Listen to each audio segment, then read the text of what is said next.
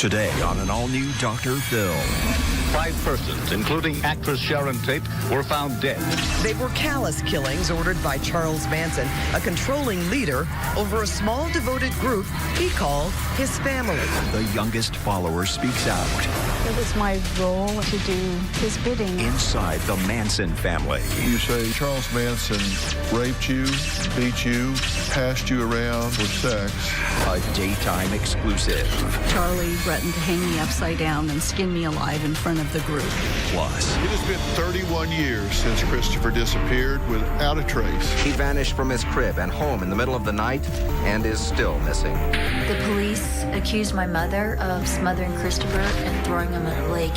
After Christopher was abducted, she says her father made a surprise confession to police. Do you think that your brother is alive somewhere in America today and doesn't know who he was? Let's do it. Have a good show, everybody. Here we go. This is a safe place to talk about hard things. Stand by. We'll count you down. Today's going to be a changing day in your life. 5, 4. I am not giving up on you.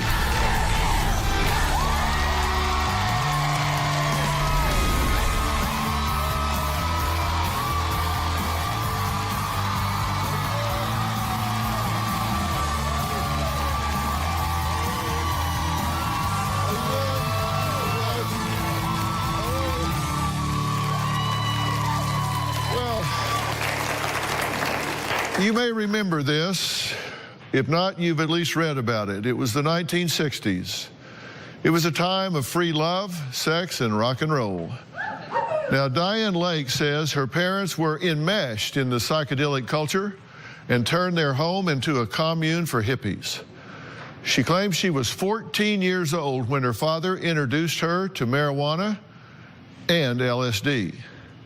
Now, by the end of the school year, Diane says her parents dropped out of society and moved her family into a bread truck to live as free people. A few months later, Diane would meet Charles Manson and his followers. Now, armed with an emancipation letter that her parents gave her earlier, Diane joined the family. Diane spent nearly 2 years living with the Manson family, where she was told about unspeakable acts as his youngest follower. Well, she's here today in a daytime exclusive to tell her story on what happened inside the family. But first, here's a look at Charles Manson, the manipulative mastermind behind the series of murders that happened in 1969. It was 2 nights of savage, high-profile murders that shocked Los Angeles the summer of 1969. The murders were probably the most bizarre in the recorded annals of American crime. They were callous killings ordered by Charles Manson, a controlling leader, over a small devoted group he called his family. They were young kids from average American homes, fairly good backgrounds. Their credo was to murder as many people as they could. Every member of his family, before they met him, had already dropped out of society. He reprogrammed them to be his slaves and to be his followers. So I would say that sex, drugs, and sermonizing to his family on a day-to-day basis were the main techniques he used to gain control.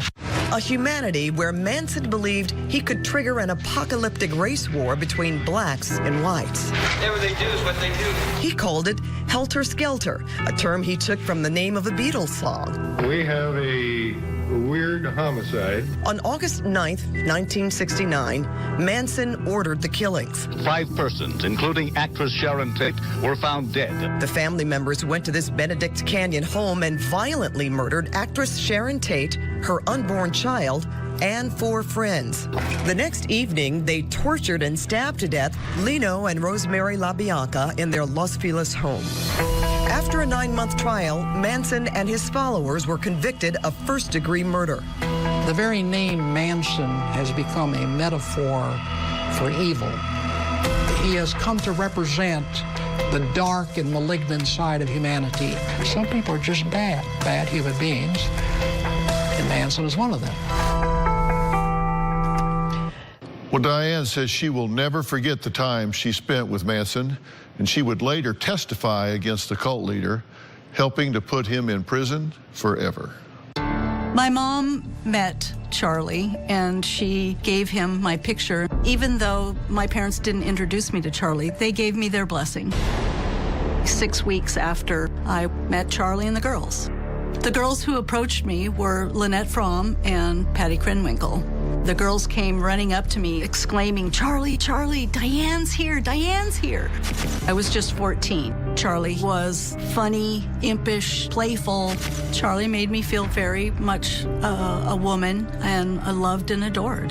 When I first had sex with Charlie, I was 14. It was very gentle, it was very loving. A little more than a year after I met Charlie, he started to become unraveled. The first time I heard about the murders was from Tex Watson. Tex Watson showed me the headlines. You know, he was like proud. Once I found out about the murders, I felt like I was a liability. Charlie threatened to hang me upside down and skin me alive in front of the group, and I interpreted that as I was not to leave. When I first heard Leslie Van Houten tell about her role in the murders, I again was just in horrified shock. I stayed more out of a sense of fear than loyalty. It was frightening to testify against him face to face because I didn't want him to be angry with me, and I didn't want him to orchestrate some retaliation. I had an epiphany that now was the time for me to write Member of the Family, my story of Charles Manson.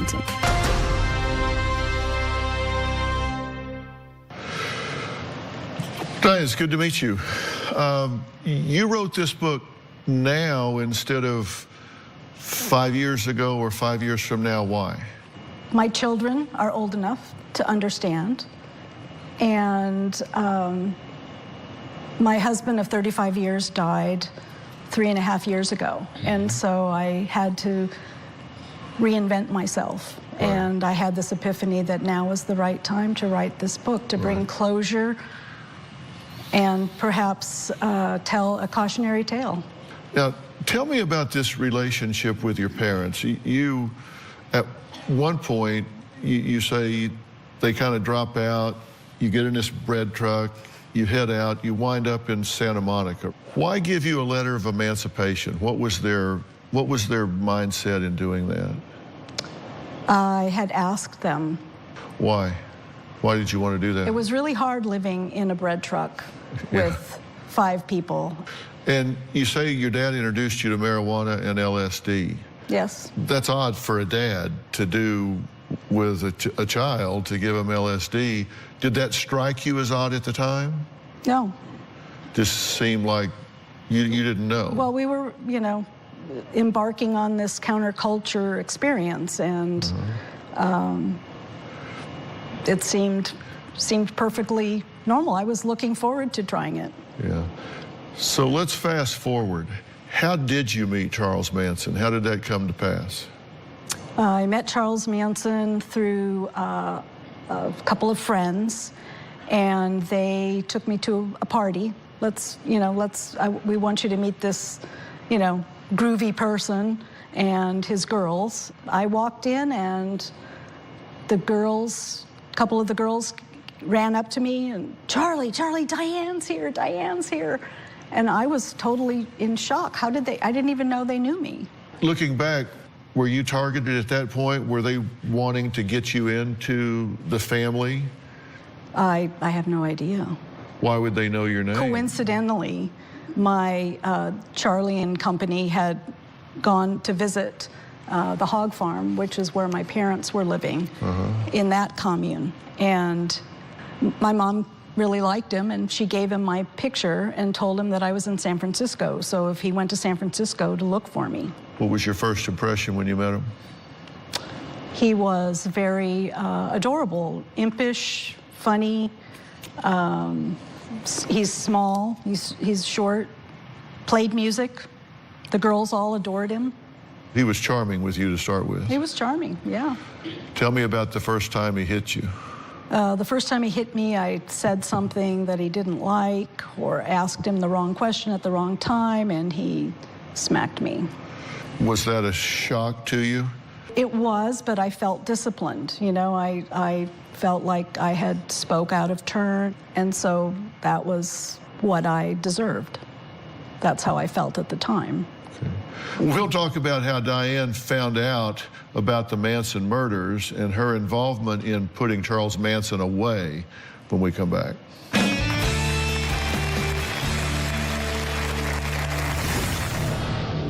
Charles Manson raped you, beat you, passed you around for sex. It was my duty to do his bidding. He was a magic maker. And later, the police shot open the door and I had a gun in my face. Do you realize that you could have been one decision away from this interview happening in prison right now? Tomorrow, a woman he's never met. My fiance, she's awesome. She's stuck in Amsterdam. And she needed money to get home. A trail of suspicion. If this is her passport, the picture's not real, and it's signed by somebody besides her. An act of betrayal. You scammed me out of $200,000, and if I could find you, I'd kill you. A shocking revelation. She's not in Amsterdam. She's here. Then on Friday, she shares her entire life on YouTube. Some woman hit me with their car. You ran in front of the car and jumped on the hood. That's Friday. Charlie would often tell us that he was Jesus. He would tell us that his name, Manson, was significant. Man, son. He thought he was the Son of God. One time on acid, Charlie had a crucifixion experience. Charlie would reenact the crucifixion. We were doing acid as well. So when he talked about looking at the nails in his hands and feet, it was very easy to imagine the hands and the feet bleeding. Well, Diane Lake says she was a, quote, naive, lonely, love-starved 14-year-old girl who felt an attraction and deep connection to Charles Manson when she joined what's called his family. Now, at the time, Diane says she never thought the man who oozed self-confidence and sex appeal and convinced her that he was the Messiah would later turn out to be the monster the world knows today. Now, Diane has written about her experience in a book titled Member of the Family, My Story of Charles Manson, which is in bookstores now. You talk about in the book, and so I'll talk about it some now, that Charles Manson raped you, beat you, passed you around to older men for sex.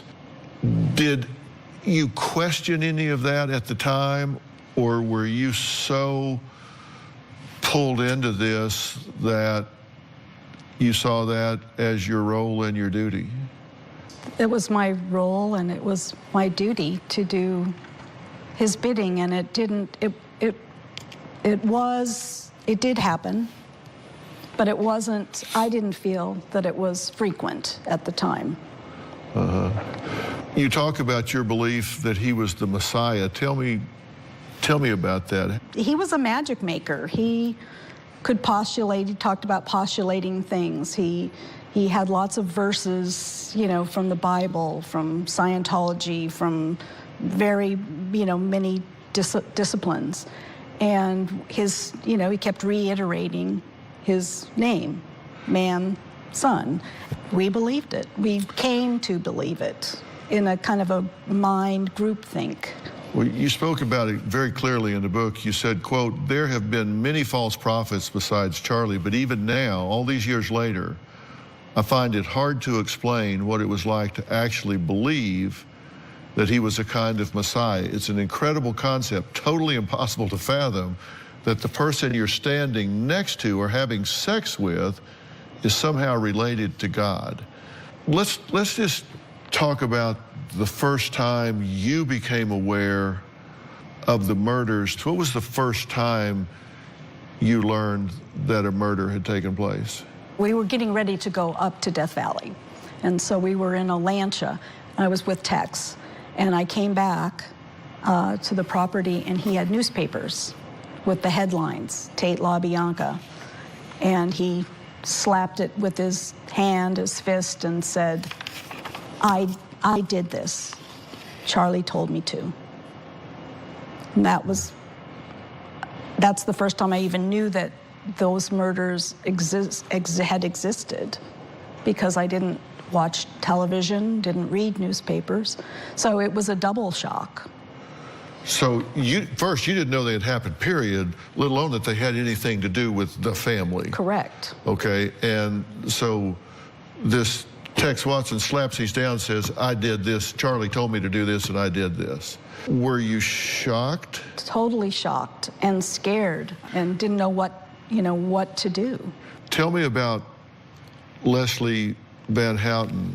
She comes to you shortly after with regard to the other murders, correct? Yes. Tell me about that.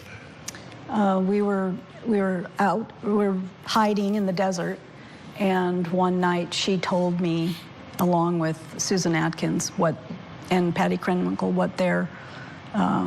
what they had experienced, what they had done. And it was kind of, what struck me was that it was kind of gleeful. I mean, it was like, again, they were, kind of proud of what they had done, which was extremely scary and shocking. God, I can only imagine. Now, Diane says what she feared the most about testifying against Charlie Manson was not his intimidation and threats. You'll be surprised at what she says really scared her when we come back.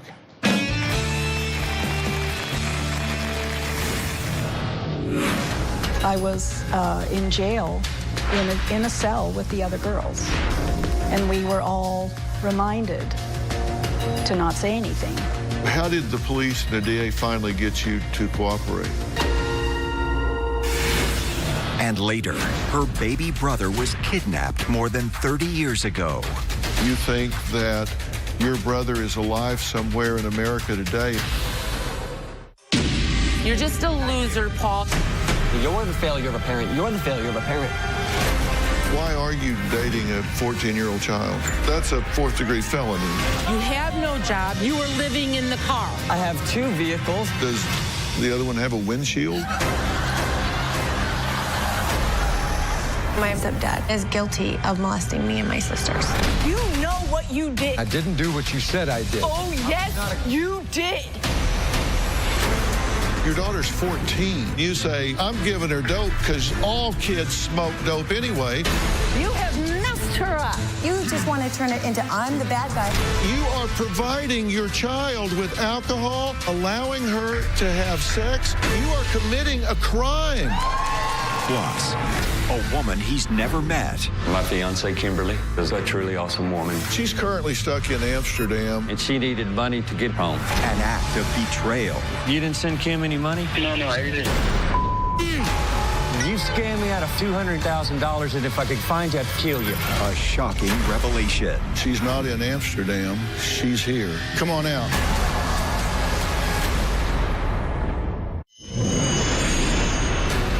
During the trial, I was not aware of the antics that Charlie had been pulling in the courtroom. Mr. Bugliosi told me that Charlie would try to rattle me with his antics. At the time of the trial, I was 17, and I had been with Charlie since 14. I had seen him go through many changes. During my time with Charlie, he had beaten me, raped me, he'd abused me, and threatened my life. During the trial, remembering what he had done to me made it easier for me to testify against him. Well, Diane says she was coming undone as some of the girls in the Manson family discussed the gruesome Sharon Tate and LaBianca murders in 1969 like they were talking about makeup and boys they liked in school.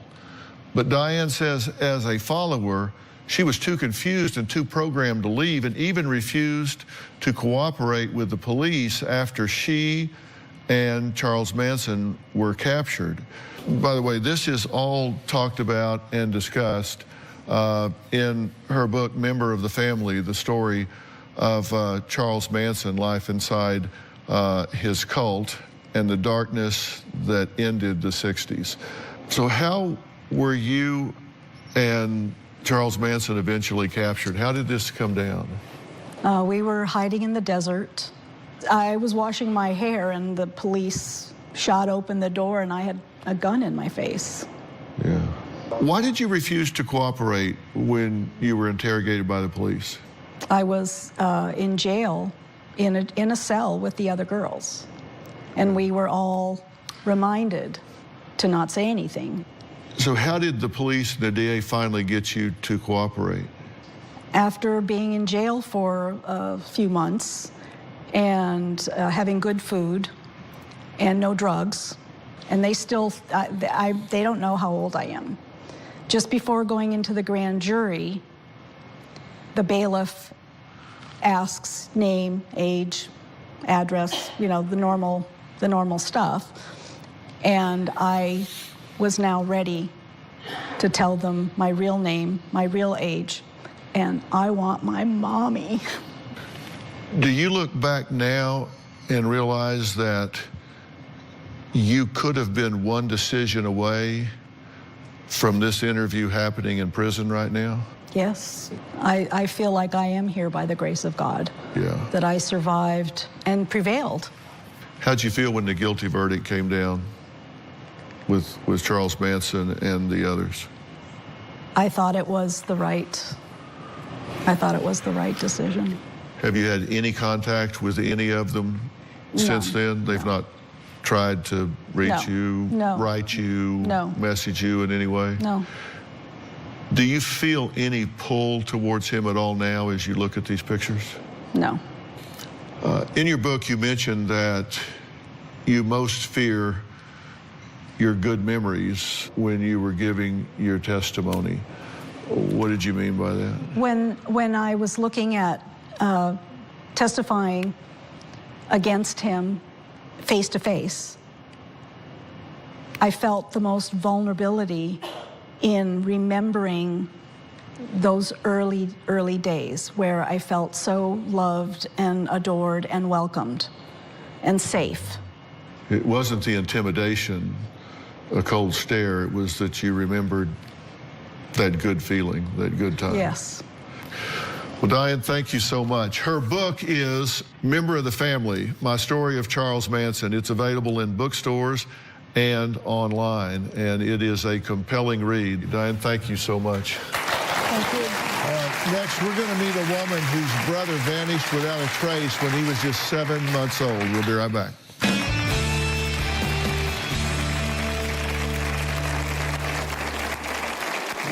The mysterious disappearance of Christopher Abeyta made news in early August that continued for weeks. He vanished from his crib and home in the middle of the night.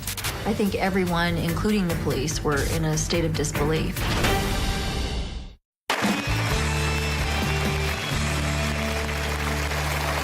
Denise says her brother Christopher was just 7 months old when he was snatched from his crib 3 feet from his parents' bed while they slept. The story made headlines and was considered the most high-profile missing persons case in Colorado Springs in 1986. Take a look. It's been 3 days since 7-month-old Christopher was reported stolen from his southwest Colorado Springs home. Springs police say they're prepared to immediately follow up any promising leads. Bernice Abeyta hopes people will call with anything. We need him desperately. I can't live without him. I want whoever has him, please bring him back to me. I need him worse than you could ever imagine.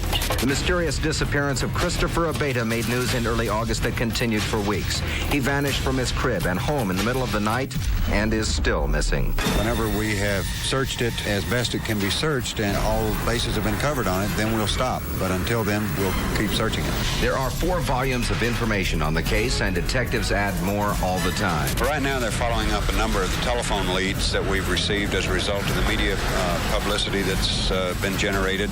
Just my feeling that somebody out there knows something. I do feel that we will recover this child. Our main intent is to get Christopher back. That's all we want. Why he was taken, who took him, I think is secondary. We can deal with that later, but all we want is Christopher back. It has been 31 years since Christopher disappeared without a trace, and his sister Denise says the search has never stopped. My brother Christopher was taken July 15th, 1986. From that day forward, it was all about finding Christopher. Christopher was the youngest out of the 7 of us. We were all 15 years or older than him. That night, I volunteered to give him his bottle. This was my room right here. And right next door was my parents' master bedroom. My mom had the crib in her room. Just about 3 feet away from my parents' bed was Christopher's crib, which was right here. That evening, I had a sister who called and said she may be spending the night at her friend's house. My mom, in the back of her mind, she remembered thinking, I'll leave the door unlocked just in case she comes home. Early the next morning, I heard my mother frantically yelling for Christopher. She pushed open my door thinking I may have him. My mom was running around the house looking for Christopher. This door was open when we woke up. So that was another thing my mom saw and knew someone had been in the house. Within about 10 minutes, the police were called. Everyone, including the police, were in a state of disbelief. The police accused my mother of smothering Christopher and throwing him in a lake nearby our house. Watching my mom agonize over those first couple days was just heartbreaking. My mom had thought that whoever took Christopher was someone who wanted a baby. My mother secretly looked through obituaries to see if anyone had lost a baby. Christopher's disappearance became my mother's life. My mother continued to search for Christopher right up until her death. Well, Denise, I'm glad to meet you. I wish we were talking about something else. How old were you at the time? 15 years old. We always say that hindsight is 20/20. As you look back on it over all of this time, has there been a clue? Has there been something that has pointed you in the right direction? Mm-hmm. After Christopher's disappearance, we were getting tips and leads and just inundated with someone saying they thought they saw him here or there. So my parents were following up on everything that they could. But I believe, in retrospect, I look back and what was different about that night than any other night. My father and mother had been separated, and it was the first night my dad spent the night back at home after their brief separation. Right. And the door was left unlocked that night. Yes. So what this boils down to is somebody came in from the outside, walked into the house, went into the bedroom where they were sleeping, picked this sleeping baby up from the crib, and out the door. Right. Is your theory that this tragically is an abduction and murder, or do you think that your brother is alive somewhere in America today and doesn't know who he was? I don't know the answer to that. My mom had looked for Christopher for 31 years, and it was a theory that he was still alive and she wasn't going to stop until she found him. She passed away this year, and I wonder the reason we haven't found him in 31 years is because he was murdered. Next, we're going to hear from Denise's father and find out why he says police honed in on his wife and refused to look at other suspects. We'll be right back.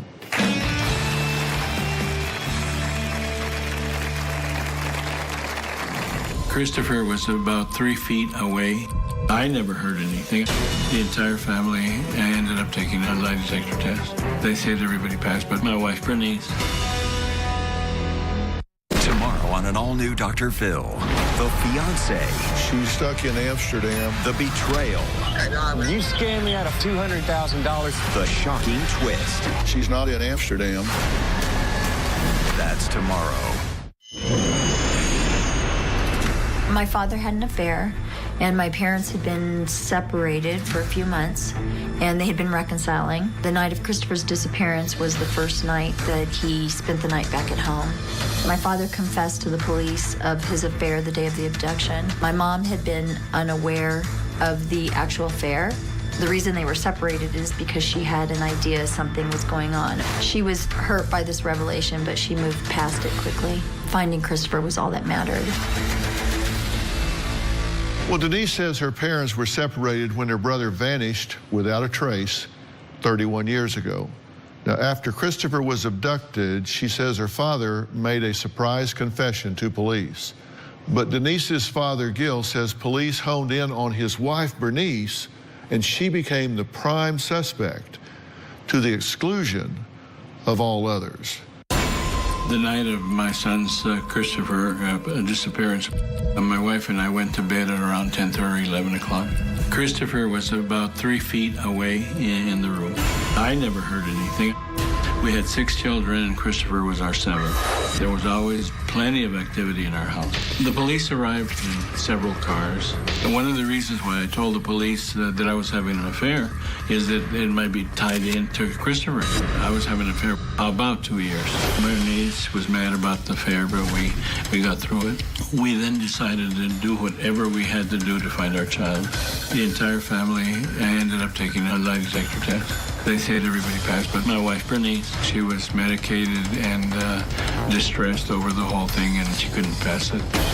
The police, they used it for 2 years to focus on Bernice. The police and FBI and private eyes never came up with anything of any substance. They never followed up on calls, and they never kept us up to date. So we reached the point where we said we will do it ourselves. There's been lots of leads through the years. We went all over the world looking for him. To this day, we spent about $1 million trying to find Christopher. We suffered a disappointment, but we kept going. We don't know whether he's alive or dead. Okay. Did you ever go in your mind to the place that you thought your mother might have done something to your little brother in retaliation to your father? Never, never. That was the advantage that we had over the police department, is that we knew everyone in that household. We had nothing to do with it. At some point, they thought that he maybe had been put in the lake, that he was at the bottom of the lake. They drained the lake, right? Correct. They did everything they could, and there was nothing there. No. Well, Lieutenant Howard Black of Colorado Springs Police Department says even though Christopher's case is 31 years old, it still remains active. And Lieutenant Black is here with us today. Lieutenant, thank you for being here. And you're welcome. What can you tell us about it? Well, these cases never go dead. I mean, we are constantly looking for tips, information. To date, as I go back and review this case, we've been in contact with over 180 police departments from around the country, following up leads, doing interviews, collecting DNA. So these cases are so important to us because they're so important to the family. This is a case that's obviously 30+ years old. We're looking for just any bit of information that can make a difference, that can have an impact to move this case forward. Here's a statement of the Public Information Office, 4th Judicial District Attorney's Office, September 26, 2017. This is a tragic, unsolved missing child case that remains in the investigative stage in the capable hands of the Colorado Springs Police Department. So the DA's office has it on their radar. They're communicating with the police department. So even though this is 31 years old, you've stayed active enough and you guys are focused on it enough that if the phone rings down there, it's not like, what do you everybody knows what's going on, and that this case is on everybody's mind, right? That's correct. We have a detective, a lead detective that's assigned to this case that continues to follow every lead that comes in. Again, from DNA swabs to doing interviews around the country. So that's one of the things that is so important, to have these kinds of conversations, to just jog maybe someone's memory. Or someone who has had guilt for such a long period of time, to be able to come forward and give us just the smallest piece of information that might move this case forward.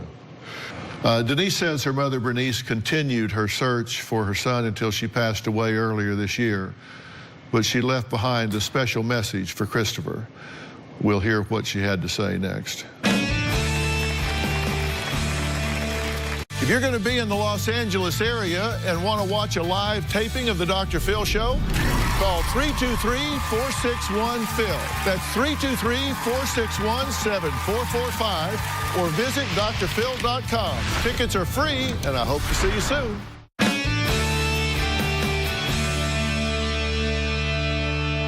Denise says her mother, Bernice, continued searching for her son until she passed away from cancer in February of this year.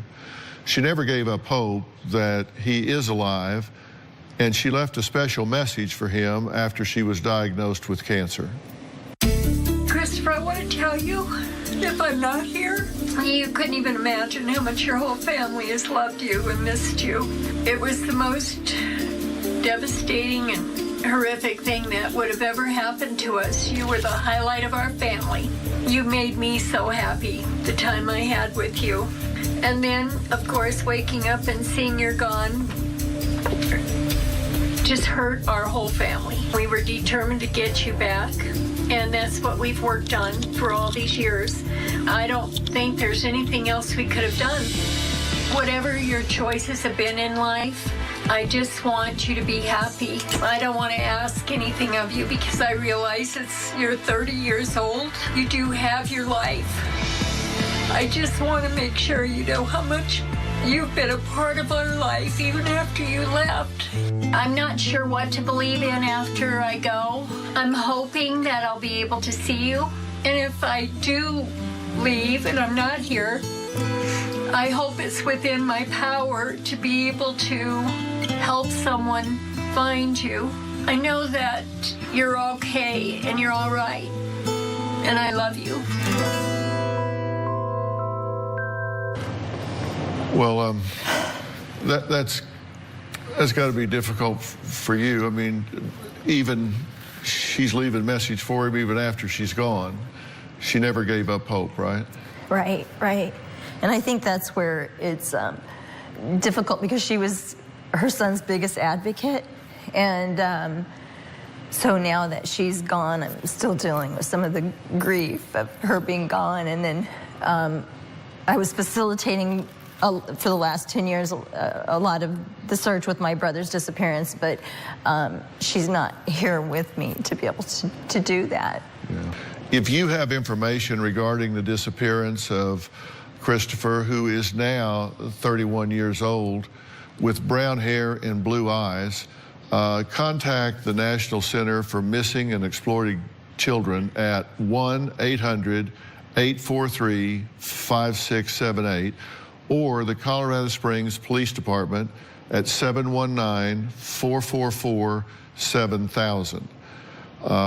And what you're looking at now is his baby picture and a computer-generated image based on his facial structure of what he might look like today. So please help out if there's any way you can.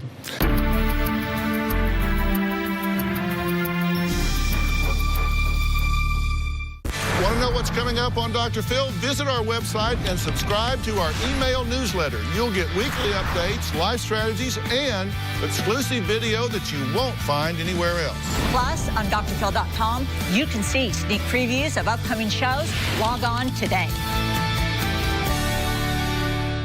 Before we get back to the show, I would like to check in with Jesse Palmer, host of Daily Mail TV, an exciting, one-of-a-kind TV show that is already making waves for its unique mix of breaking news, pop culture, and showbiz buzz. Now, Jesse, I hear that you have an exclusive interview in the works for Friday. Is that right? That is right, Dr. Phil. We've got an exclusive interview with former Dynasty actress Catherine Oxenberg. Now, Oxenberg's 26-year-old daughter, India, went to a 5-day intensive seminar conducted by a self-help organization called Nexium. And while on the surface, the organization seems to be a great thing, its founder, Keith Raniere, seems somehow to be able to get a hold on the people who sign on. They become his loyal followers, especially women. Now, Catherine claims that this is actually a cult and that her daughter has been brainwashed and even branded. When you say branded, you mean branded? Yeah, Dr. Phil, like physically branded, like something to the skin burning her flesh. It's unbelievable details here. Oh, wow. So how was India brainwashed, according to Catherine? Well, Catherine heard from a former member that her daughter is a ringleader in the S&M subgroup and that Raniere has the women practically starved to get the look that he's attracted to before he actually has sex with them. Oh, Wow. Well, I didn't see that one coming. So how does Catherine describe her daughter's physical and psychological health? Well, she got word that India wasn't looking all that well, and then when she finally spoke to her daughter back then, India actually confessed that she was losing her hair and also said that she hadn't had a period in a year. So what steps has Catherine taken to help her get back on her feet? Catherine held an intervention with her daughter on May 30th. The intervention, it didn't work. And now India won't even speak to her mother. Understandably, Catherine is very heartbroken about all this, and obviously she wants her daughter back. Well, I can well imagine it is not easy to get those people away from that mindset and back in contact with all their support systems. Here's a preview of that Daily Mail exclusive. They're blindfolded, they're brought naked, they're made to lie on a table and endure this cauterizing without anesthesia for up to half an hour, screaming. Some of them screamed stop, and they still continued. Then I found out she was on a calorie-restricted diet mandated by Keith Raniere. 500 to 800 calories a day, so that's like concentration camp tactics. I can only imagine that maybe because he likes a certain physique. Apparently he was having sex with all of them and called it his honey trap. Okay, Jesse, anything else you have coming up? We've got a Mary J. Blige exclusive. You're going to be shocked when you hear how much money she owes the government. This is a big number. I'm talking about a lot of zeros, Dr. Phil. Well, Jesse, that sounds really interesting. I cannot wait. That's coming up tomorrow and Friday on Daily Mail TV. I want to thank all of my guests today. A special thanks to Lieutenant Howard Black from Colorado Springs Police Department and author Diane Lake. We want to thank you for being here and talking about your experiences. You can get a copy of Diane's book, Member of the Family, My Story of Charles Manson, in bookstores and online now. We'll see you next time.